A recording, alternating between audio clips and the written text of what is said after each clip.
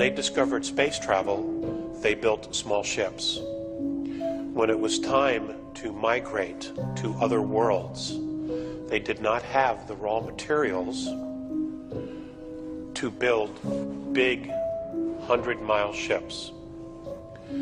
So the smaller ships would go out into space and would capture asteroids in space.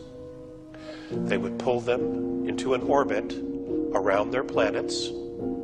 They would hollow them out from the inside and build their spacecraft on the inside of the asteroid. That became their ship. And they would put propulsion systems on the outside, and then they would go out into space. They would grow their own food on the inside. They would look for water. Many of their ships, many of the crews of some of those maiden early ships perished because they could not find habitable environments or enough resources. But others did in fact survive. We face those same challenges here on Earth. So there is much that they can teach us. As they evolved as a species, as a race, spiritually, they now travel in 800-mile motherships that are completely self-contained. They use free energy, as Dr. Sala has referred to. In fact, all of them do. Okay? Okay. And the motherships are like their home world. Many of the Andromedans that live on the ships both live, die, reincarnate into other lives on the same motherships. Many have never been to their home world. Their motherships are fantastic, absolutely fantastic.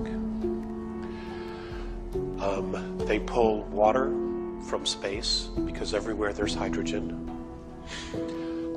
They use free energy. On the inside, there are hundreds and hundreds of miles of parks with lakes, forests, groves where they grow food. They are fruitarians. They eat fruit. When their scout teams or scientists go to other parts and they leave the mothership, they take small little green wafers with them. This is their food. That's very nutritious and makes them full, 1 tablet a day. The Andromedans live an average life of 2,007 years of our Earth years in one life. Some actually live twice that. Okay? So they see many things. They have tremendous wisdom. And as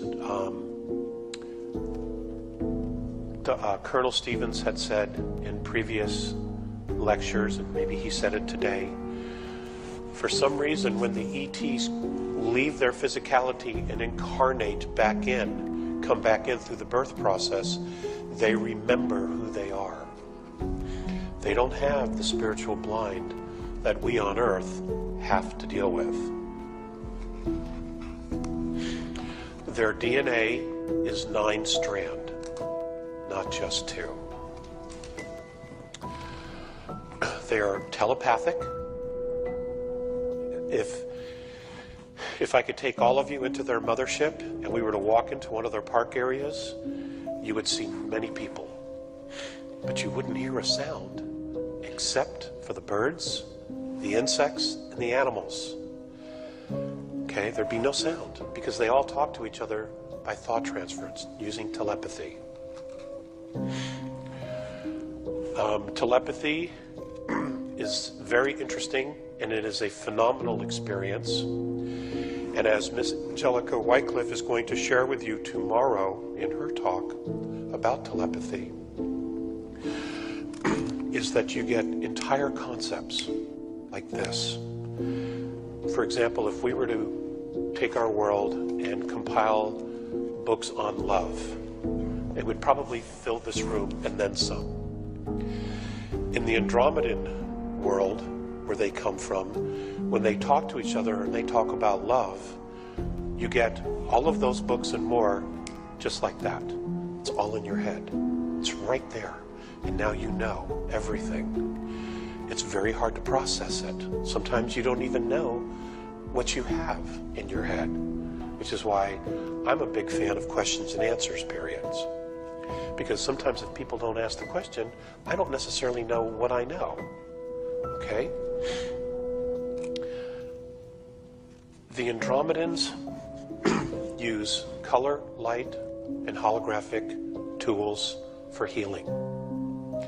Now, it's not that they catch a disease, but occasionally some of their scientists that are out in the world, or they're exploring a comet or exploring a quasar, accidents happen, all right? And in that case, they would have to fix their physicality. One of the things that they do is they have this camera